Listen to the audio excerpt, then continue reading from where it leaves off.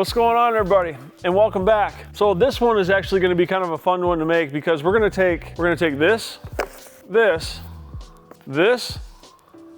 one, this, and this, and we're going to put all of that into this Maule M6. So let's get started.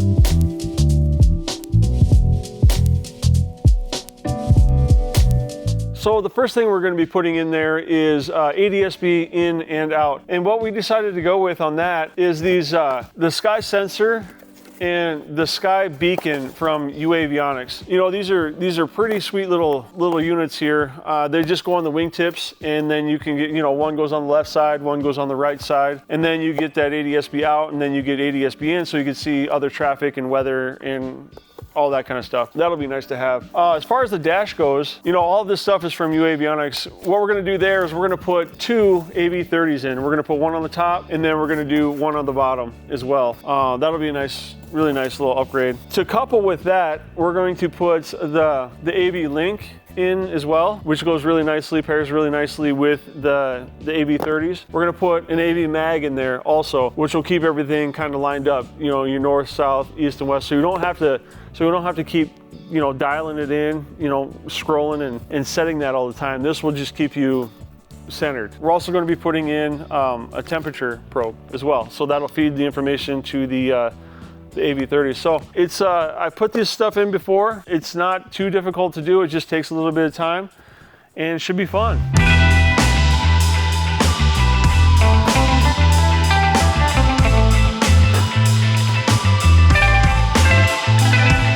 We got the cowling off. Now all we got to do is remove, since we're not going to need it anymore, we just got to remove the vacuum system. So we'll take the pump out, we'll take the lines that go into it, into the firewall out, and then we'll put a plate where this was. And then that'll remove that whole system, at least on the engine side. And then all we got to do is go, once we get into the inside and start taking the instruments out, we'll take all the hoses and everything else that go with that, so we can save some weight. There's no sense of having all that stuff in there. And then we'll take it all out, and then we'll weigh it to see how much we're actually going to be saving as far as the poundage goes. That's what I'm going to do now, is just get this out of here in the engine side. So let's get after it. This is why the pump failed. The shaft had sheared off. My guess is this aircraft only has like 600 original hours on it, so this might be an original pump. But this is the reason we're going to replace all of that whole vacuum system, so that we can get rid of this. Okay, so now that we got now that we got the vacuum pump and the hoses out of the engine compartment there, the next thing to do is to go inside. Start removing the avionics that are in there, and the vacuum system and the hoses and filters and things like that.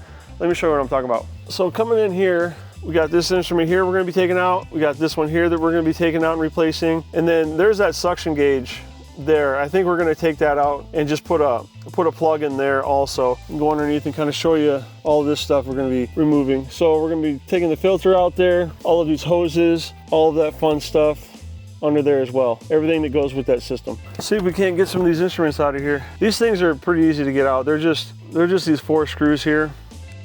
This one here, this one here.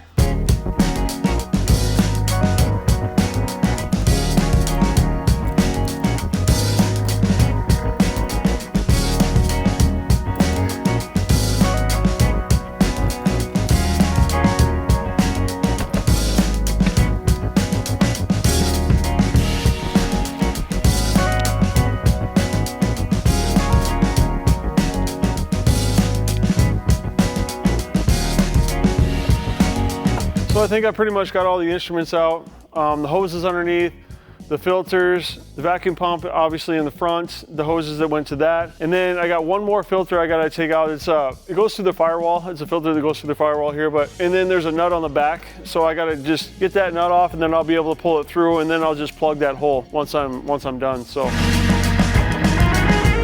there we have it. So this is the firewall filter that goes from the pump right through the firewall there, and then out to the other stuff. So I think that was the last of it. All right, so I think what we're gonna do is we're gonna start by putting the sky sensor and the sky beacon on one on the left side and one on the right side. So let's see what we got in here. Of course, we got the sky sensor right here, nicely packaged. Let me open this up for you. Right here, that's what it looks like. And then it also comes with sticker, little card here. It's got a QR code on the back there to scan the certification. And then it's got the password and the SSID, which you're gonna need when it comes to programming these things. So definitely save this. Oh, and there's one more thing in here. We have some hardware to mount it with. So that's what you get in the box. So we're gonna be starting with the sky sensor. The sky sensor, we're gonna need to remove this one, and then all we do, and hopefully it mounts up there without any extra stuff, but it mounts down like this. And so it just has, on the back side of this, it just has the three wires. It has the yellow wire, the red wire, and then the black wire. So we'll get this taken off, and then we'll see how this mounts up there, and then we'll just attach those wires. And for that, you know, it's pretty simple. Just mount it up, attach the wires, and we're good to go.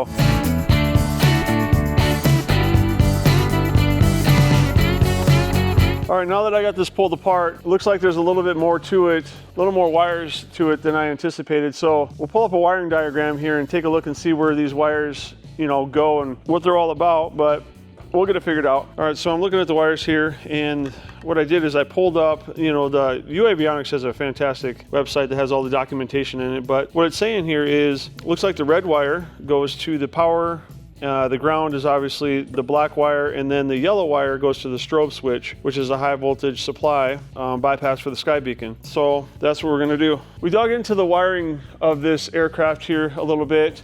And if you guys remember, we had this that stuck out, and that was connected to this here, which is the strobe. And then we had the other two wires that came out of here. After we went through it a little bit, we noticed that this aircraft has like a high voltage box right here in the wing, which is what these wires came off of.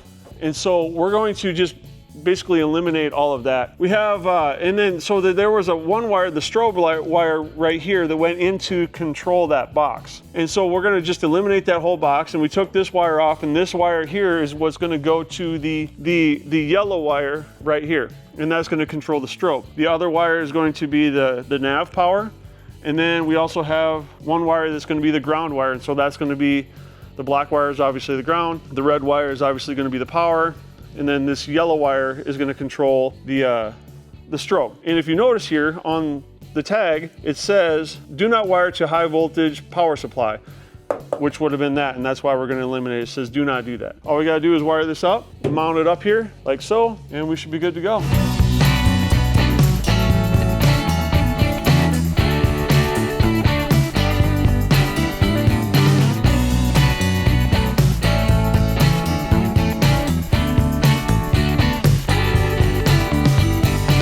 Now that we got the light installed, the next thing we got to do is make sure it works properly. So let's give it a shot. Power on, strobe, and then nav. Let's go take a look.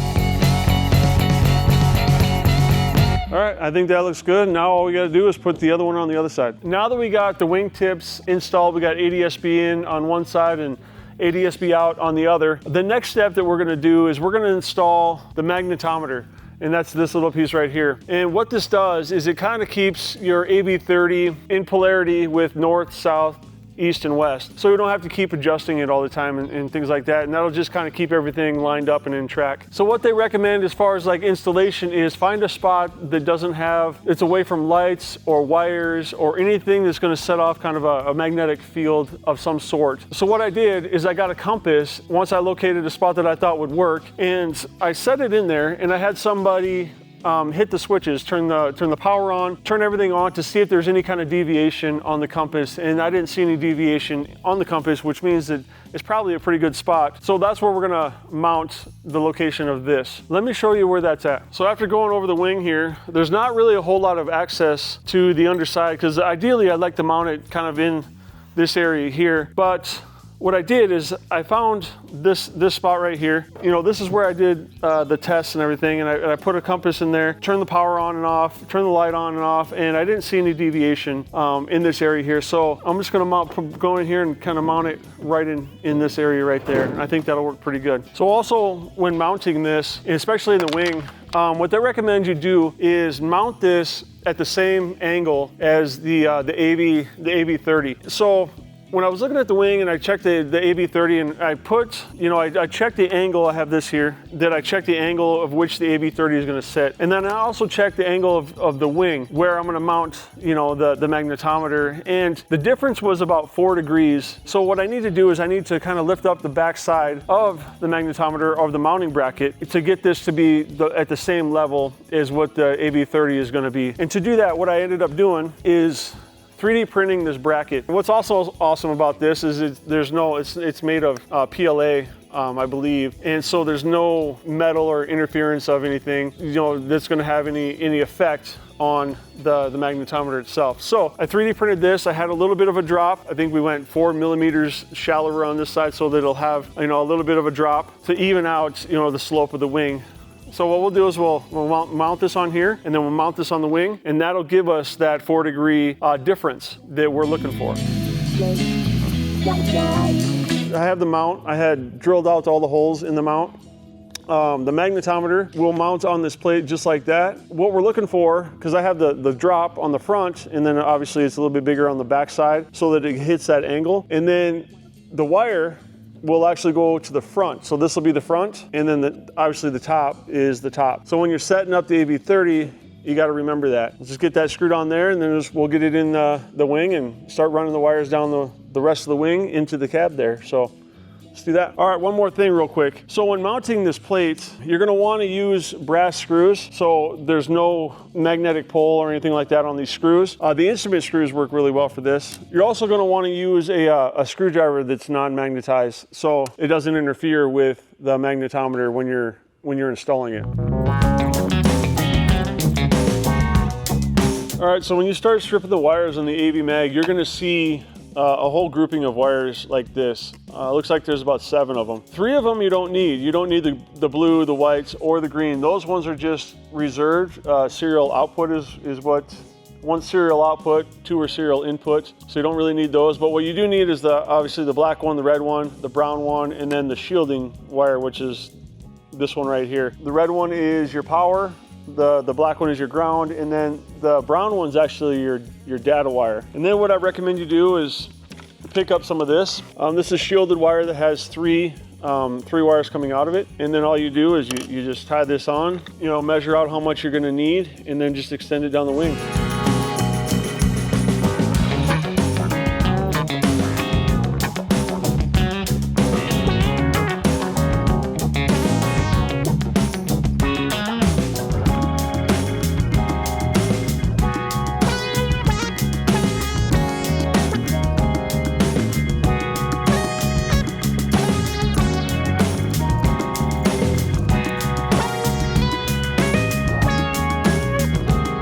We got the AV Mag mounted, and now all I got to do is get this wire. Let me show you. All this wire here, you got to run it all the way down through there. What I did is I got some tape here. I got this tape here, and I got it all the way in and all the way through the wing, and then I'll just connect this, the wire to the end of it, and then just try pulling it all the way through.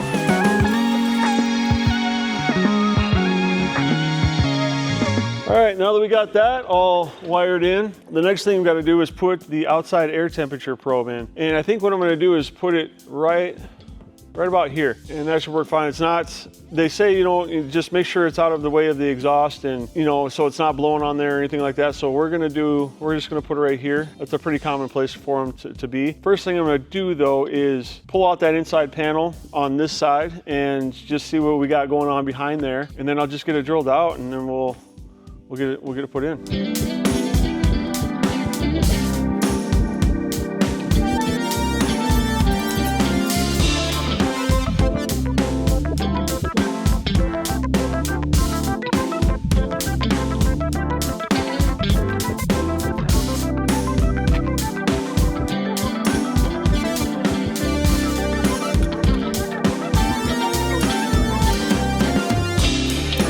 So the next step in this whole process is the installation of the AV-30s themselves. We're going to be putting 2 of them in this airplane. Before we, install those, what I'm going to do is I'm going to go through and split the pitot tube and the static tube. What we need to do is we need to get to the source and then just branch those off, kind of tree those off so that we have sources for the pitot and the static system, and we're gonna need two. So we gotta get some T's, get this hose, and then get some T's, and then branch those off so that we have a source for these. And to do that, I have this clear tubing. You can get this from Spruce, but it's 100 PSI, grade 1 clear tubing. We also are gonna need some fittings so that we can branch these tubes out. And let me show you what that looks like. All right, so I've gone ahead and actually done that already. I crawled underneath the dash here, and let me show you. I crawled underneath the dash here, and then I split, you know, like we had talked about, I split the pitot system, the pitot tube and the static tube into two separate ones here. And let's see if you can kind of see those splitters that I'm talking about. So I got one grouping for the top one and then one grouping for the bottom one. One's pitot and one's static. And all I did is just, you know, like I said, is just take one line and then just split it so that it has a good source for the top one and the bottom one. And then the next thing we need to do after that is all done, here, let me pull that out so you can see. So that's what I did, is I just made one for the top and then one for the bottom, and that's for static. And then the pitot is here as well. And then the next thing we're gonna do, now that we got that in, is just start connecting up all of these cables here. I'm gonna start wiring these AV-30s in, and one of the questions that I had is, does the AV-30 or does the magnetometer work for both AV-30s, because I'm putting two in here. And from what I read here is that it does. So what I'm gonna do is I'll take that wire and then I'll just split it. And so I'll put, I'll put a pin on the top AV-30 and again on the bottom one. And so that magnetometer will actually share the data between both of them. But another thing is I looked for the same information on the temperature probe, and the temperature probe only works for one AV-30. So what I'm going to do there is obviously is put it on the top AV-30, which is going to be the attitude indicator, and that will be able to, because of the, it'll calculate the temperature, it'll calculate the true airspeed and all that stuff. So the bottom one isn't going to need one because it's just going to be the heading indicator. So that's what I'll do. I'll just put it on the top and run the magnetometer to both of them and start stripping wire and putting pins in, and hopefully it all works. So I don't know if you guys can see this, but the wiring that you get with this stuff and the wiring that you need for this actually has a shield around it. It's this metal shielding around here. And what they want you to do is open up this shielding and put a little ring on it, and then ground this to the back of the AV-30. Like when you put the screws in, when you put the plug in and then you have the screws, you want to ground this behind that and then just screw it in. That's on one side, and then on the other side they give you some more of this wire, and then you ground that to the frame of the airplane. So that's what I'm doing now.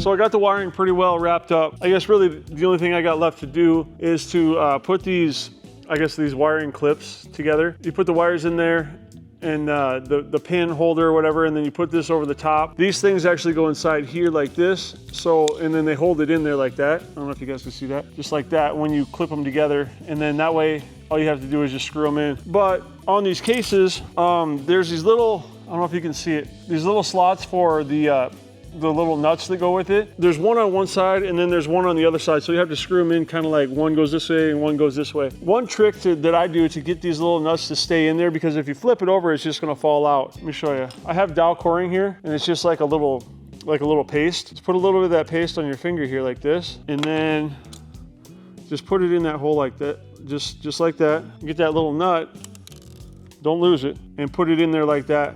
And then that nut's just gonna stay in there. So when you go to flip it over, it's not gonna fall out. Makes things much easier when installing. So what I'm gonna do now is I'm gonna put these little caps on there. All the wiring is complete, and then we'll move on to the next step.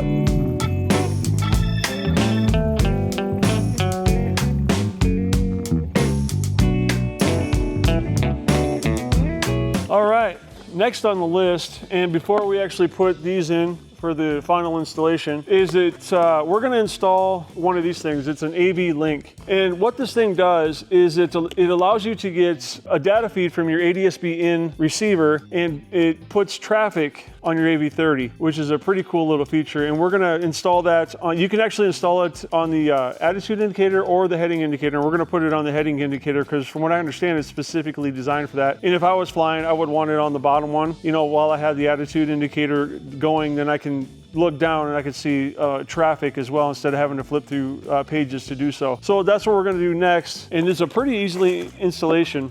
Here's the unit itself. Let me open it up here real quick.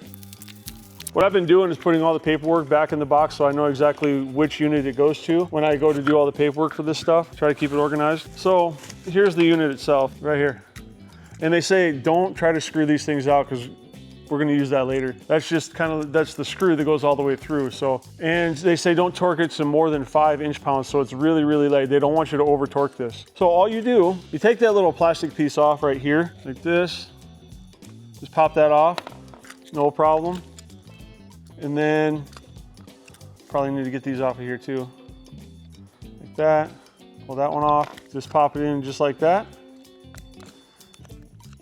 Seat it down. And then you just use a little, just turn these in and that'll tighten into that spot there. And that's pretty much it, other than the programming part of it where you got to link it. We'll go through all that a little bit later, but once it's all installed, that's all you do. And then you just plug in the other part of it on the back side here. So I think the next step is just to try and get these things in here and let's see if we can't get these things fired up.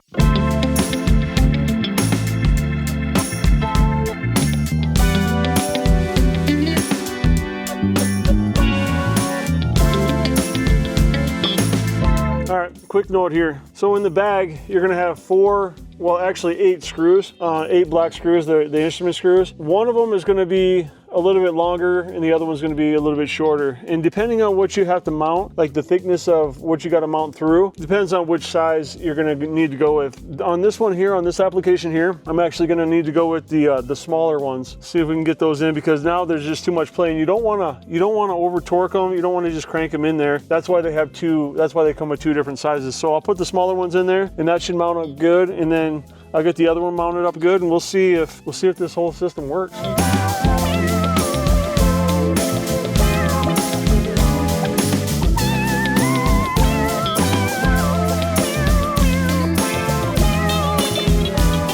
Well, everything is in, and so I guess it's now time for the moment of truth. Let's see if it'll work.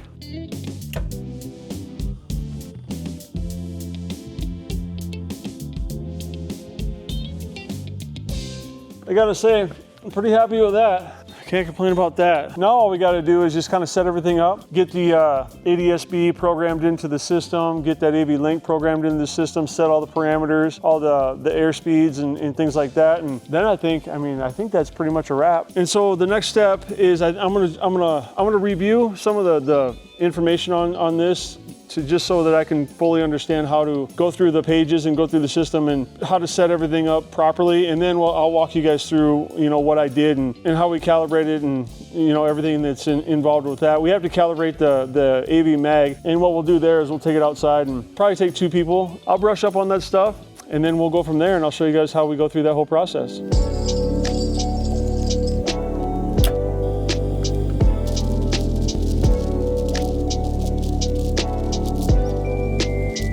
All right, so I think the first thing that we're going to do is I'm going to show you how to set up the AV mag. When powering up this unit, what you want to do before you power it up the unit is hold this middle button in and then turn the unit on itself while holding this the whole time. You'll see it power up like this, and then once you see the screen, you can let go. What that's going to do is it's going to bring up another a page where you can do some editing. So if you hit this button right here, you go to page 1, page 2, and page 3. This is the install page that you're going to get when you power it up like that. So then what we'll do is we'll scroll through these functions here, and you keep on going till you get to serial number 4. Now you can see I already have it set up, but if you don't have it set up, then you just go into serial number 4, and then you choose the AV mag option just like this. Once you have that set up, you hit the center button to confirm that, and then you'll go over to the right some more and you'll go to this page called AV mag installation, and then you just hit that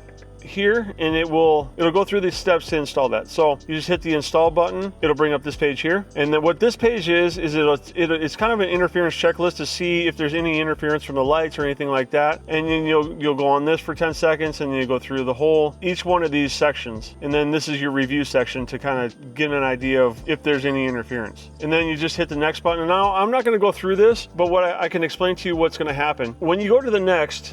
it's going to ask you to calibrate it. And when you calibrate it, it's going to have you start, you know, on 360. And what we did is we used our compass, brought the airplane outside, and then just pointed the nose at 360. And then you just confirm that the airplane is at 360, and then it'll ask you to turn the airplane 30 degrees, and it'll confirm that, and then you do all that all the way around to 12 different points. And then once you do that, then you push done and everything is calibrated, and so you're good to go there. So the next thing I'm going to show you is how to enable the AV link on here. Again, you're going to push 1, 2, 3 to get into the installation menu. You're going to scroll all the way till you get to serial number 3. I have it active already, but if it's not, it'll look like this. And then you just turn to the right, activate it, push the center button, and that tells the AV-30 that there's an AV link installed onto this unit here. Another good thing to do while you're in here and have the installation menu up is to grab your flight manual, your airplane flight manual that has all your V speeds on it. What you're going to do is you're going to go back into that installation menu, go through the pages here and get to your V speeds. So this is VSO, and you'll just click on that, put your VSO number in there, go through VS1, VFE, VNO, VNE, and just keep going through those, which that kind of looks like it might be it, and put those in. And that's going to be a nice feature too, because like on the side here, it'll bring up, you know, just like your airspeed, it'll have your strips on the side here, and so it'll have your VSO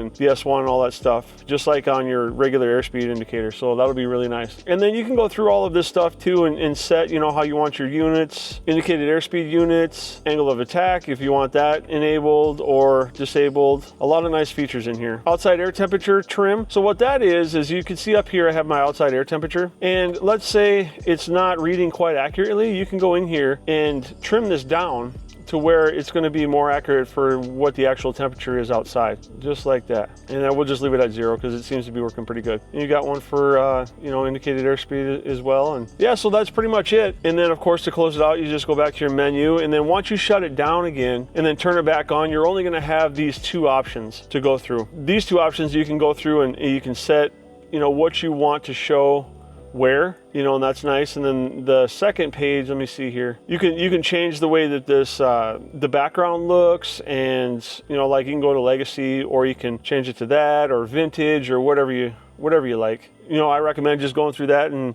you know, grabbing the book and going through the pages and just trying to setting it up the way you like. So now that we got everything installed in the airplane, we got the AV-30s in, the sky beacon, the sky sensor, the magnetometer, the outside air temperature probe, the whole thing. The last thing that we need to do to get this plane done is go through and program the sky beacon and the sky sensor. So in order to do that, do you guys remember in the beginning of the video, I said to save these? They come in the sky sensor and the sky beacon kit. What they are is the SSID, like basically the name for the sky sensor, what the name is, and the sky beacon, and then it gives you these passwords underneath. This is what you use to program them, to register these to your aircraft, and that you're the owner or the installer of the sky beacon and the sky sensor. So the first thing we need to do is go to our app store with your iPhone or iPad. I'm just going to use an iPad here, or whatever you got. Go to uAvionix, and it's called uAvionix Sky Beacon Installer, and just go ahead and download that.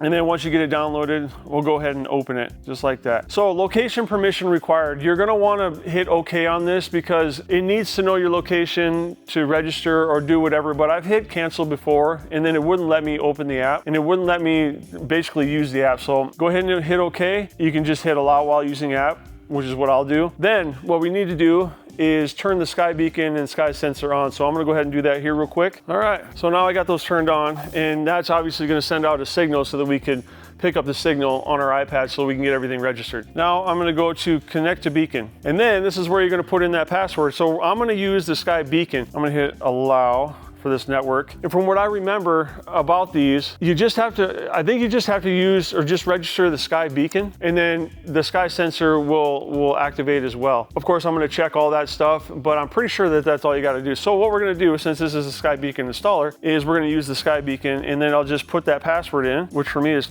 trim carb, and it's case sensitive obviously, so be mindful of that. And then hit join, and it should connect.